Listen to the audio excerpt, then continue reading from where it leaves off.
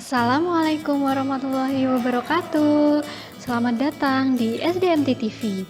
Hari ini kita akan belajar tentang siklus air dan dampaknya.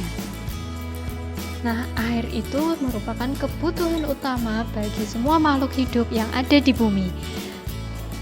Kalian tahu bahwa 97,5% terdiri dari air laut, sedangkan 2,5% terdiri dari air tawar. Namun, kurang dari 1% itu yang dapat digunakan oleh makhluk hidup untuk memenuhi kebutuhan hidupnya. Air itu sangat bermanfaat bagi makhluk hidup, baik hewan, manusia, dan tumbuhan. Hewan membutuhkan air untuk mandi dan minum, sedangkan tumbuhan digunakan untuk memenuhi kebutuhan nutrisi mereka. Sedangkan kalau untuk manusia dapat dimanfaatkan untuk rumah tangga seperti untuk mandi, mencuci, maupun memasak. Bidang industri juga membutuhkan air seperti industri tekstil, makanan, dan minuman. Berikutnya yaitu dapat digunakan sebagai irigasi dalam bidang pertanian dan dapat digunakan sebagai sumber energi alternatif seperti PLTA, yaitu pembangkit listrik tenaga air. Banyak sekali bukan manfaat air untuk kehidupan kita sehari-hari. Nah, dari manakah kita mendapatkan air tersebut? Di sini ada beberapa sumber air tawar yang dapat digunakan untuk memenuhi kebutuhan manusia. Yang pertama yaitu ada air tanah. Air tanah terletak di pori-pori tanah dan bebatuan yang dalam. Kemudian ada air permukaan, dapat berupa sungai, danau, ataupun rawa. Berikutnya yaitu desalinasi. Desalinasi yaitu proses pengubahan air asin yang berasal dari air laut menjadi air tawar sehingga dapat digunakan oleh penduduk pesisir pantai untuk memenuhi kebutuhan hidupnya. Berikutnya yaitu air beku. Air beku ini yaitu berasal dari es yang membeku di kutub atau biasa disebut dengan gletser. Bagaimana siklus air itu terjadi? Nah, siklus air itu merupakan sirkulasi air secara terus-menerus dari bumi ke atmosfer lalu kembali lagi ke bumi, sehingga siklus air itu selalu berputar, tidak akan pernah berhenti. Sebelum kita belajar tentang bagaimana siklus air itu terjadi di bumi, maka kita akan belajar tentang istilah-istilah yang akan muncul dalam siklus air. Yang pertama yaitu evaporasi. Evaporasi yaitu penguapan di atas permukaan laut. Siapa saja yang dapat melakukan evaporasi? Yaitu ada hewan, manusia, dan air. Apakah tumbuhan melakukan evaporasi? Ya, tumbuhan akan melakukan penguapan, tapi istilahnya yaitu transpirasi. Kemudian yang ketiga yaitu kondensasi atau pengembunan. Kondensasi yaitu uap air yang menjadi partikel air dan berkumpul menjadi awan. Kemudian istilah yang berikutnya yaitu presipitasi. Presipitasi itu air yang dilepaskan dari awan atau air yang jatuh dari awan berupa hujan, salju, maupun hujan es. Berikutnya ada limpasan. Limpasan yaitu air hujan yang jatuh menggenang di atas permukaan air. Sedangkan hujan yang jatuh dan masuk ke pori-pori tanah dan bebatuan itu namanya infiltrasi. Selanjutnya kita akan membahas tentang bagaimana siklus air di bumi dapat terjadi. Yang pertama yaitu terjadi proses penguapan yang dibantu dengan cahaya matahari, di mana manusia, hewan, dan air akan mengalami proses evaporasi, sedangkan tumbuhan akan mengalami proses transpirasi. Setelah air berubah menjadi uap air, maka uap air akan menuju ke atmosfer dan membentuk titik-titik air yang disebut dengan awan. Proses ini disebut dengan kondensasi.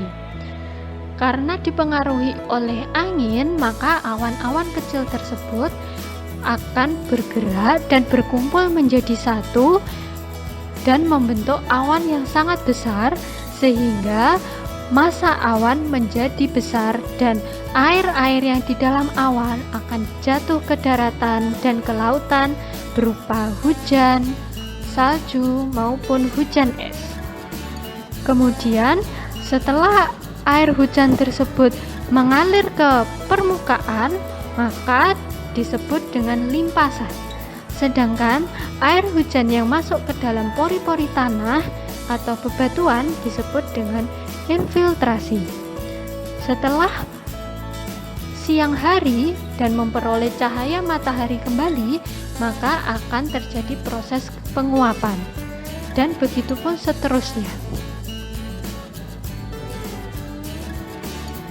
Nah, sekarang kita akan belajar tentang hal-hal apa saja yang mempengaruhi siklus air. Yang pertama tadi cahaya matahari. Cahaya matahari dapat membantu proses evaporasi dan transpirasi. Yang kedua yaitu kelembapan udara, berpengaruh terhadap pembentukan awan dan terjadinya proses presipitasi atau jatuhnya titik-titik air. Yang ketiga yaitu angin.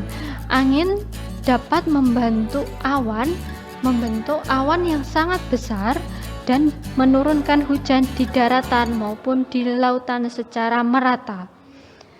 Yang keempat yaitu suhu udara. Suhu di bumi yang semakin tinggi akan mempercepat proses evaporasi dan transpirasi. Sedangkan suhu di atmosfer yang lebih rendah akan menyimpan titik-titik air yang lebih banyak. Ada beberapa kegiatan manusia yang mempengaruhi siklus air. Yang pertama yaitu penebangan pohon secara liar, kemudian penggundulan hutan, pembangunan jalan menggunakan aspal dan beton yang dapat berpengaruh terhadap resapan air, kemudian daerah resapan air digunakan untuk pemukiman, dan yang terakhir yaitu membuang sampah dan limbah sembarangan terutama di daerah sungai.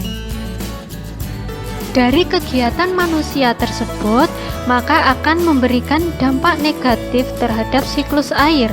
Yang pertama yaitu kekurangan air bersih, sehingga manusia, hewan, dan tumbuhan sulit untuk memenuhi kebutuhan mereka sehari-hari.